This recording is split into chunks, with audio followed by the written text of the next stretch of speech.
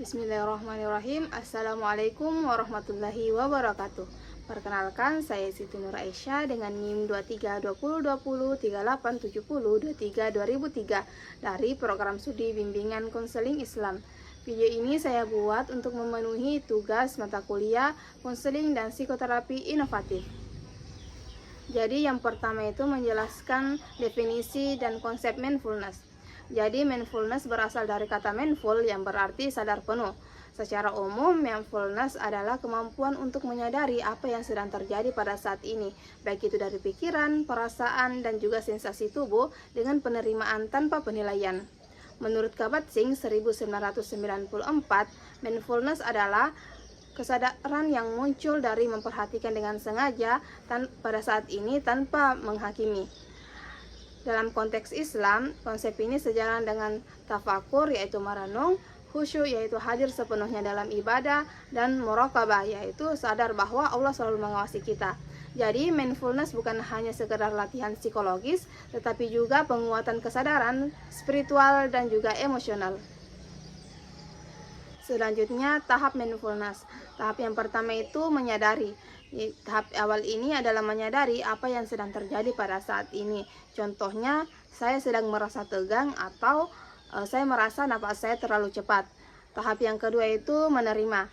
Di tahap ini, seseorang menerima pengalamannya tanpa menolak atau menilai. Artinya, kita tidak langsung berkata ini salah atau saya tidak boleh merasakan seperti ini. Jadi kita hanya cukup sadari dan biarkan apa adanya. Selanjutnya tahap ketiga itu memusatkan perhatian. Nah, di tahap ini kita fokuskan perhatian pada satu hal, biasanya napas atau objek tertentu. Jika pikiran kita mengembara, kita kembalikan ke fokus utama. Contohnya itu fokus pada tarik napas dan hembuskan napas. Selanjutnya tahap keempat itu mengamati pikiran dan perasaan. Nah, di sini kita sadari bahwa pikiran hanyalah pikiran, bukan fakta. Jadi kita belajar untuk melihat dari jarak jauh tanpa larut di dalamnya. Contohnya itu dia sadar bahwa pikirannya sedang khawatir, tapi dia tidak harus percaya semuanya. Selanjutnya tahap kelima yaitu melepaskan. Tahap terakhir adalah melepaskan keterikatan pada masa lalu atau masa depan dan benar-benar hadir di momen kini. Contohnya itu menikmati udara, menikmati suara burung, dan detak jantung dengan kesadaran penuh. Selanjutnya, manfaat dan penggunaan mindfulness.